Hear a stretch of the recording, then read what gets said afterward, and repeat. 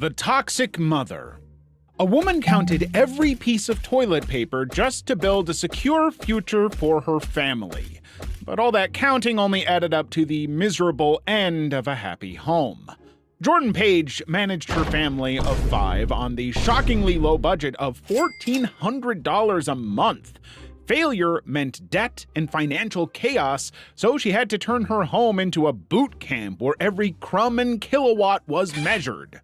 Soon her kids started resenting her because of the constant monitoring, and Jordan made it even worse by becoming a master strategist. She implemented a military-style rationing system for everything. Jordan would cut waffles into 3-bite grids and count out exactly 14 pieces of cereal per child. Okay, Priya, you ready for your 2 lines of waffles? Yeah. Waffles are awesome because they have those lines, like a grid, and so Hutch is 3, so he gets 3 lines of waffles, and I know that that's how much he can eat. The family's juice was so diluted down that it was basically fruit-flavored water. However, that cereal counting soon led to rationing the most sacred item of all, toilet paper. A single roll had to last one person an entire month. But how would that work? Without a system, the family would risk a catastrophic TP shortage, leading to, desperate measures. Her solution was to pre-rip each roll into daily portions stored in labeled jars. 3. 3? Should we do 3? Okay, let's rip 1. 3. How much do you think Daddy should use? 4. Jordan always harps on me for using too much toilet paper. Okay, let's try it. It's a sensitive subject, but she wants to at least try and make that roll go farther. Soon, controlling the bathroom wasn't enough, so she set her sights on controlling the very sun. Like most children, her kids wanted cookies, but turning on the oven would blow her meticulously managed utility budget. Jordan, quick thinker that she was, came up with a, brilliant workaround. She baked them on a tray placed in her hot car using the sun as her free, if slightly dusty, oven. Meanwhile, her ultimate cheapskate master plan was yet to come. Become a suburban livestock tycoon because grocery stores were for suckers. Jordan transformed her manicured backyard into a full-blown farm to cut costs. She invested in goats for milk and chickens for eggs, calculating the exact day she'd break even on her livestock. But her dreams of having the world's cheapest breakfast were missing one vital element: the bacon. The only problem was that she couldn't keep a pig in her suburban home. So she paid a farmer to raise one for her, eagerly awaiting the day she could serve her family a year's worth of pork she'd technically never touched. But all her hardest sacrifice came at the ultimate cost. Years of marriage that had been built on such extreme frugality eventually ended in divorce, proving that while you can save a fortune on toilet paper and bacon, some things are too expensive to keep. The Goofy Scholar. Michael McSorley spent his whole life measuring a perfect system to recycle all his water, yet he never calculated the cost of one precious thing he'd lose forever. The 40-year-old IT worker turned his apartment into a biohazard laboratory, to save money, of course. He became a mad DIY scientist, building a closed-loop system that recycled every drop of water in his home. Still, his first successful recycling project ended by creating another problem. He was about to run out of something he couldn't live without: coffee filters. For Michael, this is brutal. Yet he refused to buy a $5 box of filter papers. He fashioned one using a sock, a paper cup, and a twisty tie. I have made my own little coffee device out of an old sock, a cup, and a twisty tie. So I go over to my water, which I've boiled in a pan that's multi-purpose, and I pour it into the coffee grounds through the sock, and the sock becomes the filter. And then I can serve. I save, dollars a week. He reused the same sock filter over and over again. But it grossed everyone out to witness this innovation. However, his foot-flavored coffee only encouraged Michael further for his most ambitious project yet, harvesting his own bathwater. A single shower used a wasteful 20 gallons of water. All that pristine, lightly soaped water was just going down the drain, taking his money with it. So he created a multi-stage purification process. Bathwater was recycled into dishwater, then laundry water, and finally, toilet water. So I collect the water in the tub, get a bucket, and actually scoop it out, take it to where I need to use it. Other places in the house, including washing the dishes once a week, including doing the laundry once a month, and I can even use that water and put it in the toilet to flush it. Yet, even recycling his own filth wasn't the end game. He looked at his air conditioner and saw a free beverage dispenser. Buying bottled water was for chumps, so he started collecting the AC unit's condensation and bottled it, making a refreshing, vaguely metallic-tasting drink. Even that provided only a temporary solution. To achieve true water independence, he needed to become a rain god. Why pay for water when the sky gives it away for free? Even with AC water, he was still at the mercy of the water company for a few gallons a month, and it was killing him. Therefore, he built a chaotic network of tubes and buckets to harvest rainwater from his roof for his shower and plants. I'm collecting all this water, and it's free water, which is free money. This is gonna be a rainwater collector that I'm gonna use as a shower, as a dishwasher, water my plants, and the whole goal of this is to reduce my water bill as close to zero as possible. That crazy desperation drove him to an extreme. And when he didn't meet the absolute zero water bill goal, Michael began diving into his parents' trash for spare parts.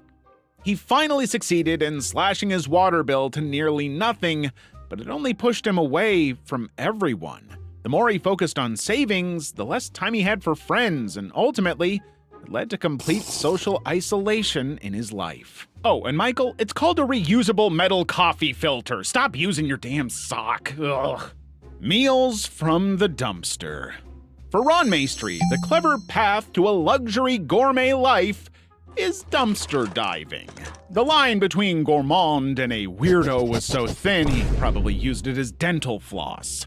Ron's philosophy was simple. Every dollar not spent on food was a crime against his taste buds. This meant his entire life had to be funded for free, so his grocery budget could remain exactly as he wanted it to be. And his solution to achieve that was incredible! Fishing half-empty wine bottles and discarded lobster shells from trash cans to create gourmet meals. Still, this secret life as a culinary raccoon was about to clash with his public job as a respected cooking instructor. Ron had to teach a class on elegant, French-inspired cuisine. Just thinking of buying a $50 bottle of wine to make sauce would send him to the ER. So he served his students the dumpster lobster tuna thermidor and foraged weed salad, all paired with the blended reclaimed dumpster wine. Pulling off this high-wire act required him to cut costs in his home life. To afford his gourmet teaching supplies, Ron had to eliminate all other costs. Things like a bed, chair, or even underwear were now optional. He built a bed out of packing peanuts and bubble wrap, owned only 3 shirts, and proudly declared he followed a strict no socks, no underwear policy. His wardrobe budget was $10 a year. But his most public display of penny pinching was yet to come. Ron saw every modern convenience as a problem to be hacked. The shower, for instance, was a scam. It was a machine designed to charge you for something that fell from the sky and existed freely at the beach. This led him to take a daily trip to the ocean where he could shower and do his laundry simultaneously, saving almost $2 each time. It's a full-body peeling and a delicate fabric wash all in one salty public move. But this self-sustaining ecosystem for his obsession had a fatal flaw. It repelled other people. You can't bring a date back to a packing peanut bed or suggest a free shower at the beach without getting a certain look. Ron finally achieved his dream of having his bank account fully dedicated to food and being able to dine like a king, even if his bed crackled with every move. He proved you can live a $1 million tasting life, as long as you're willing to live a 10-cent rest of your life. A miserable man. Todd Moriarty was so successful at saving money, he ended up costing himself his own wife. Todd, a locomotive engineer, became obsessed with preserving the resale value of everything he owned. Every day, he caused wear and tear, but to preserve it, his life would look like a permanently sealed museum exhibit. He swaddled his entire house, floors, banisters, even unused toilets, and the interior of his car in industrial-grade plastic wrap. Houseguests were forced to wear booties, and the front door reportedly burps like a Tupperware lid. Yet, even a shrink-wrapped fortress couldn't stop the daily costs from piling up. Todd hated using an item for only one purpose. Using his bathtub for mere relaxation was a wasteful luxury he couldn't afford, so he transformed his hot tub into his all-in-one utility room. He used it to wash his clothes, clean his dishes, and even bathe himself. The same water that washes his jeans also cleans his skin. It's a bacteria ecosystem, all for the low price of $30 in monthly savings.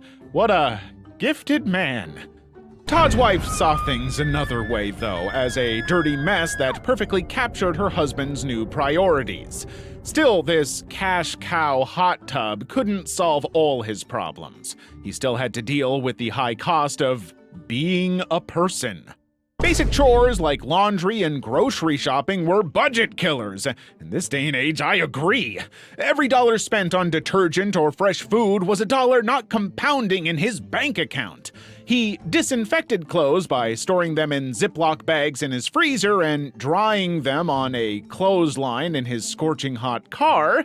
He exclusively hunted for expired, discounted meat and fish. Todd's meticulous preservation of his stuff came with a catastrophic cost he never calculated.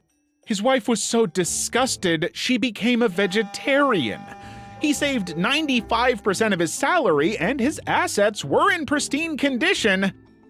But this came at the price of the future they were promised. Violent DIY medicine. This is a terrifying account of the most painful, most brutal DIY medical procedure ever recorded. Let's meet Karen, a self-taught medical expert who made it her mission to never pay for professional health care. A doctor's visit could cost anywhere from $500 up, which she couldn't afford, but not going to the hospital meant, well, a lot of physical pain and elevated health risks. Therefore, she created an at-home medical closet stocked with used syringes from diabetic friends, sterilized gloves, and gowns she'd collected from doctors' offices. The used syringes are sterilized with rubbing alcohol, making them, safe to reuse up to 4 times. Not just that, to Karen, paying for skin treatment was like throwing cash in the trash. Spending $5 on a tube of cream was a permanent loss.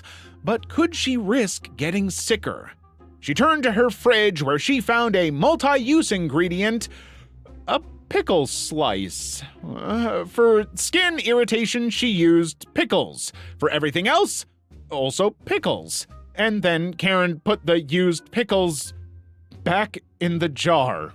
All of that worked until she faced the most excessive homemade operation of her life. A crippling toothache sent her to a dentist who diagnosed an abscess. A root canal would cost her $1,800 or at least $185 for an extraction.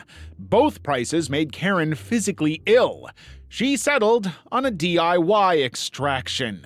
After numbing her gums with over-the-counter gel, she had her husband, Barry, pull the tooth out with a rusty 1920s barber's tool they found at a yard sale. It's surprisingly a successful extraction for the price of a movie ticket. However, while taking out her tooth DIY style saved her money, eating healthy food to prevent future decay raised those costs even higher. So they came up with engine block cooking. They'd wrap food in foil and let their car's engine cook it during their daily commute. Long story short, she ate better without having to pay to cook. Karen achieved her dream of living almost entirely debt-free, proving that with enough determination, you can fix almost any problem at home. But when the price was a body constantly fighting off infections from unsterilized tools and pickles, well, the solution might be more terrifying than the problem itself.